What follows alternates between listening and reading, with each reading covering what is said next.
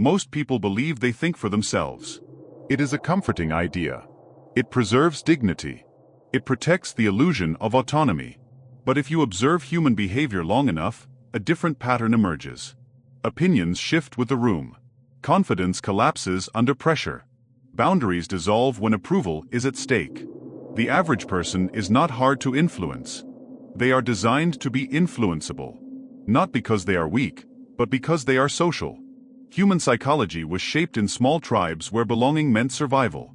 To be rejected by the group once meant exposure, hunger, and danger.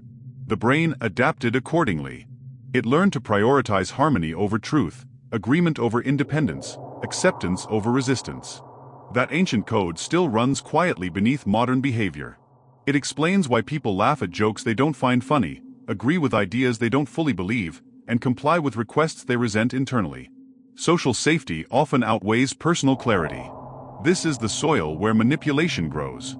Manipulation rarely looks like control. It looks like suggestion, guilt, urgency, or concern. It speaks softly. It frames itself as care. It disguises pressure as morality. And because most people fear social friction, they yield before they analyze. Yet there is a minority who do not yield easily. They are not immune to influence. No human is, but they are resistant. They create friction where others create compliance. They slow down moments designed to rush them. They question tones, timing, and motives without announcing it. These individuals share psychological traits that act like armor. The first is an internal reference point. Most people look outward to calibrate their decisions. They scan faces, hierarchies, and consensus before forming conclusions. Agreement relaxes them. Disagreement alarms them. But a person with an internal reference system evaluates situations against their own reasoning first. Social approval is secondary, not primary. This alone disrupts many influence tactics, because manipulation depends on reflexive agreement. The second trait is comfort with disapproval. This is rarer than intelligence and more powerful than confidence. Many adults still carry the child's fear of disappointing others. A change in tone or a withdrawn warmth can steer their choices. Guilt becomes a leash. Subtle emotional signals become commands. But someone who has accepted that disapproval is a normal social outcome cannot be steered this way. When the fear of being disliked fades, emotional leverage loses force. Another protective trait is pattern recognition. Social manipulation follows predictable scripts. Flattery often precedes a favor. Urgency often hides weak logic. Victimhood often seeks obligation. Authority often discourages questioning. Once a person learns to see these sequences as patterns rather than personal moments, their emotional reaction weakens.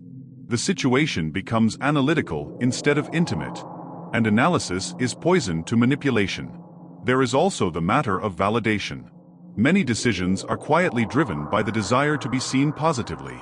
Approval acts like psychological currency. People trade autonomy for it more often than they realize.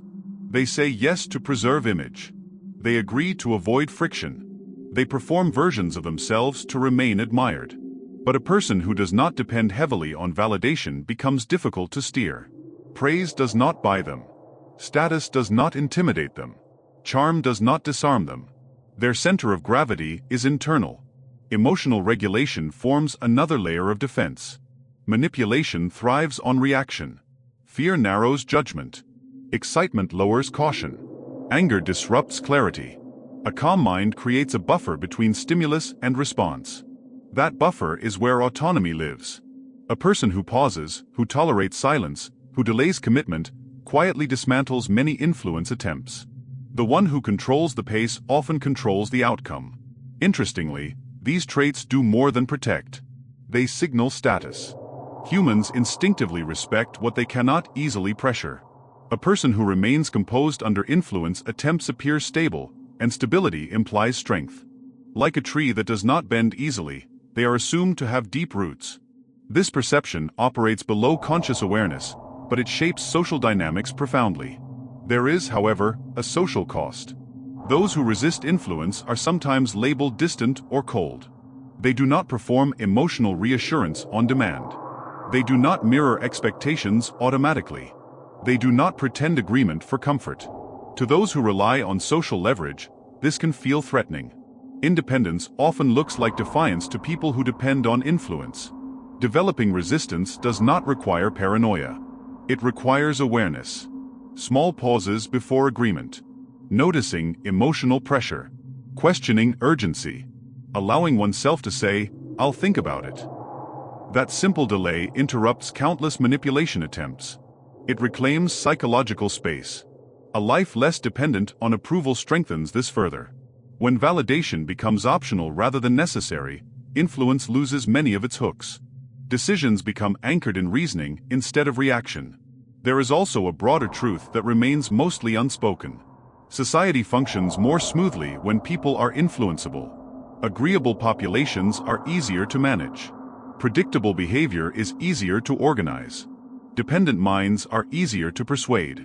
For this reason, people are taught cooperation more than discernment, politeness more than psychological defense. Awareness of influence is rarely emphasized, even though influence is constant. Those who are hardest to manipulate are not cynical. They are observant. They recognize that every interaction contains incentives and perspectives. Not always malicious, but rarely neutral. They do not drift through conversations, they navigate them. Quietly, calmly, intentionally. Most people will understand these ideas conceptually but continue living the same way. Awareness creates responsibility, and responsibility is heavier than comfort. It requires tolerating disapproval, resisting urgency, and thinking independently when conformity would be easier. But the shift, once made, is irreversible. A person stops being a piece moved across the board and begins to see the board itself. And once the board is visible, the game changes permanently.